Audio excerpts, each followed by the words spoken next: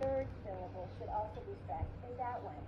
I would like to develop some new drug combinations for treating pancreatic cancer. You said combination. Yeah. Once again, just like develop, you stress the first syllable. The third one should be stressed. Combination. Let's reduce the C-O-M, so it's not combination. Yeah. Combination. Combination. Excellent. Pancreatic. Open your mouth for the ah. Pancreatic. Good. Pancreatic. Pancreatic. Pancreatic. Pancreatic. That's beautiful. My goal is to develop new combinations to treat pancreatic cancer. That sounds really good. My goal is to develop new combinations to treat pancreatic cancer. My goal is to develop new combinations to treat pancreatic cancer. So I suggest make your list of words that you regularly use at the workplace, and you can include words like the name of your company that you work for, and maybe some co-workers whose names are difficult for you to pronounce.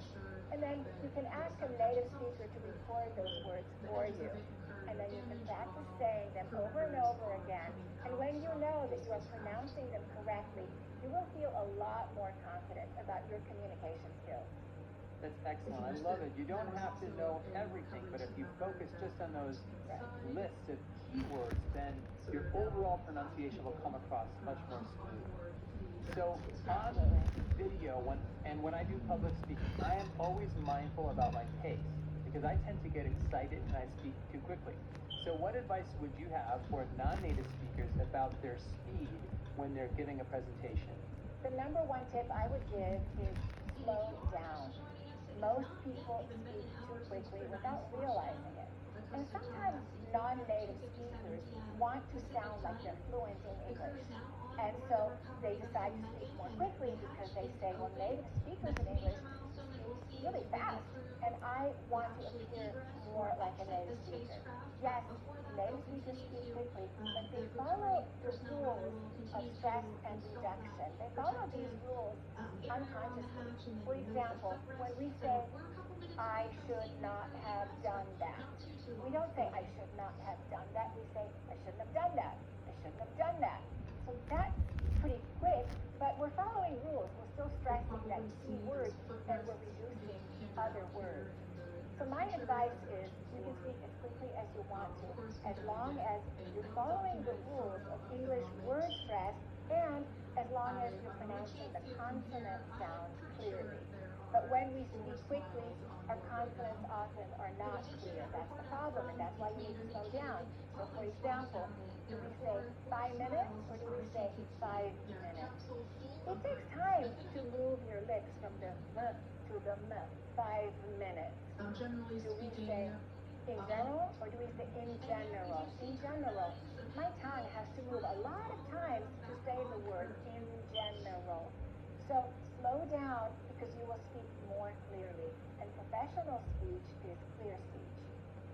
Did you know that AI is set to create 97 million new jobs by 2025? These new age jobs will need skilled professionals to drive AI-backed innovation and lead sustainable business growth. Are you ready to become one of them?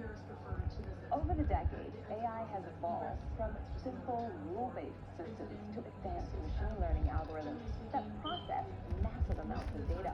We're witnessing groundbreaking developments that are revolutionizing all industries, from healthcare to finance, transportation, entertainment, and more. Want to be part of this high-growth domain? Let me introduce you to the PG program in Artificial Intelligence and Machine Learning offered by the University of Texas at Austin in collaboration with Great Learning. Over the course of this program, you'll master the fundamentals of AI and machine learning from world-renowned academicians and industry experts. You'll learn from a curriculum crafted to match industry standards, get hands-on experience through real-world projects, and engage in virtual mentorship sessions.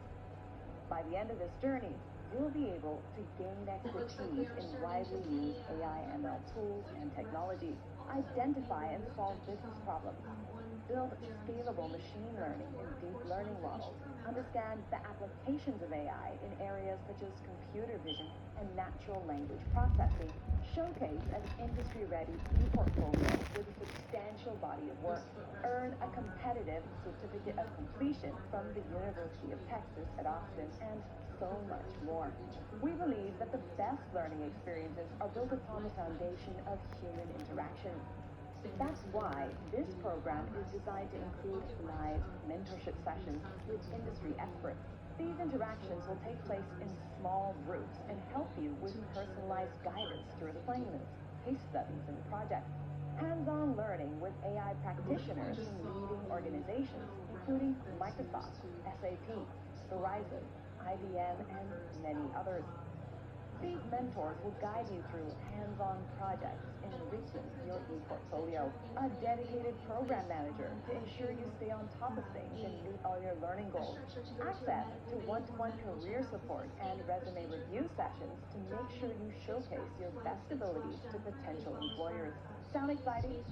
This program is the perfect fit for your career if you want to learn new age tools to grow in your current role, wish to transition into a new job role in AI or machine learning, are an experienced professional looking to land leadership roles, are an early career professional looking for rewarding jobs in AI ML. What's more, the program is designed and taught by esteemed faculty from the University of Texas at Austin. Their focus is to cater to the abilities of every single learner and help them achieve their potential. Their vast experience in the industry will help you become the in-demand professional that top companies are looking for. Ready to take charge of your career? Join the PG program in artificial intelligence and machine learning to unlock a world of opportunities. Continuing to stand by for our first crew member to egress or exit for Dragon Freedom following their squashdown at 2:57. Your father knows about saving money. Everything I'm wearing, I've had since. And I just saved on my car insurance for driving safe with USAA. Auto insurance that flexes with you. Hit the fit. That's what we're made for. Oh, that's excellent advice. Professional speech is clear speech. I couldn't agree more. Clancy was also speaking the R sound in cancer and in therapeutics. Let's listen to how Clancy improved his accent by slowing down. His speech became clearer when he pronounced all of the consonants. I work on cancer biology and cancer therapeutics. Mainly, I try to understand how cancer cells signal with each other and identify the ways to target or kill them.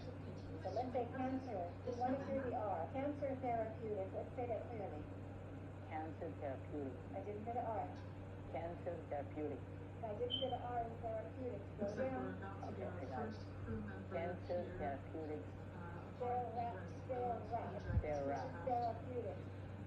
Cancer therapeutics. They're going to say the whole sentence again. So pay attention to the R. Mm-hmm. Therapeutics has 4 syllables. We're going to make sure that you hear it clearly. I work on cancer biology and cancer therapeutics. That's perfect. That sounds really good. Let's say it again. So if I ask you, what do you work on? Let's say naturally cancer. Okay? I work on cancer biology and cancer therapeutics. Good. So I want to ask you about this. I took several Spanish classes in school, and one thing I really struggled with was where to put the emphasis in my words and my sentences, because it could change the meaning and change how it comes across. What advice do you have about where people should put the emphasis when they're speaking English? You're absolutely right. Stressing the correct words or stressing the correct syllable in a word is so important to know, especially if English is not your native language. And each language has their own melody and rhythm. And in some languages, people always stress the first word. For example, they would say, I agree with you, instead of I agree with you. So if we stress agree, which is the key word, it's the verb, then that sounds very natural. We don't have any additional meaning behind it. But if you say I agree with you, then that means the other people in the room don't agree with you, but I agree with you. Or if you say I agree with you, that's also a completely different meaning. It means I agree with you, but I don't agree with the other people. So be careful, do not stress pronouns. Pronouns are called function words, and function words don't hold a lot of meaning compared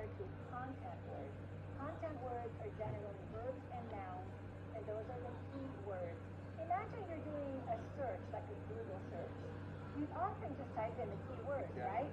You don't type, you don't type in what are the symptoms of diabetes. You might just type in symptoms, diabetes. Same thing. Stress the key words. Don't stress the function words. And remember, in your language, it might be that people tend to start really loud and strong in the beginning of the sentence. And this is something that native speakers of a language are not necessarily aware of. We don't think about the melody of our own language. We just are born speaking a certain way. So avoid stressing other words that are not keywords, and that would be pronouns, prepositions. So we're not going to say, I need to talk to you. We're going to say, I need to talk to you. I need to talk to you. Open your mouth on the key word, talk. I need to talk to you. I gave the tip about not stressing function words such as pronouns and prepositions. Those words are usually reduced. But Crampy had a habit of stressing the first word of the sentence the most. He stressed the pronouns I and my, so he was able to fix that. My name is Kranti Kumar Chabani. I'm a postdoctoral scholar here in Los Angeles. Introduce yourself again without stressing the pronouns. My name is Kranti Kumar Chabani. I'm a postdoctoral fellow here at Los Angeles. Say that sentence again. I'm a postdoctoral student in Los Angeles without stressing the first word. You still stress I'm a little bit too much. Okay, I got it. I'm a postdoctoral scholar in Los Angeles. That sounds really good. Deja de estudiar inglés. Comienza a hablar inglés. Vamos a empezar a practicar inglés. What is your name? My name is Carla. How old are you? I have 22. Quisiste decir I'm 22? Sí, es verdad. I'm 22. Carla, where are you from? I'm España. Carla, buen intento. Pero tienes que decir I am from Spain. Perdón, siempre me equivoco. I am from Spain. No pasa nada. Vamos a mejorar tu inglés hablando todo. I'm an American, and I have lived all over the country. I'm used to talking to and working with non-native speakers. I don't focus too much on their accent when I'm listening. Given that, what advice do you have about the mindset of non-native speakers about how they sound? That's a really good point. Non-native speakers often overanalyze the fact that they have an accent, they overthink it, and they almost develop this kind of fear and paranoia where people will judge me on my accent. People in general don't care about your accent as long as you're speaking clearly. And remember, you are speaking because you are an expert in your field or because you got hired for that job because you deserve to be there. And if someone made a negative comment, people will sometimes say, oh, I don't understand you when you say that, or your accent is strong. Don't let that stay in your memory. Don't let that traumatize you. That's just one person. And sometimes people can say things out of, jealousy or for all sorts of other ulterior reasons.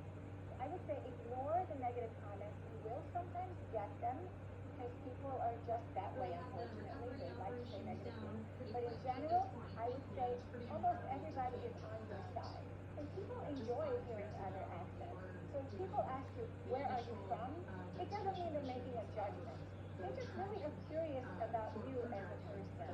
Keep working on improving your accent because clear, understandable speech is very important, especially in professional situations. Meanwhile, don't allow your insecurity about your accent to paralyze you.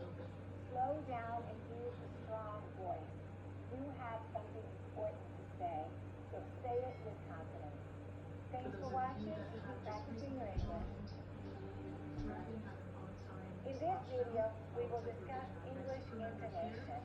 We will talk about what it is and why it matters. And we'll talk about typical intonation errors and how using the wrong intonation could lead people to misunderstand your message or to even get a wrong impression of you.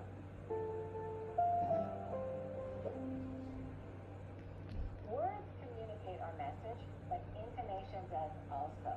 It's not just about the words we use, but it's also about how we say them. What is intonation? It's the melody of a language. It's the way the voice rises and falls when we speak. The rising and falling of our voice indicates our emotions and our intentions. Intonation is information that words alone can't give. It can indicate confidence, certainty, surprise, confusion,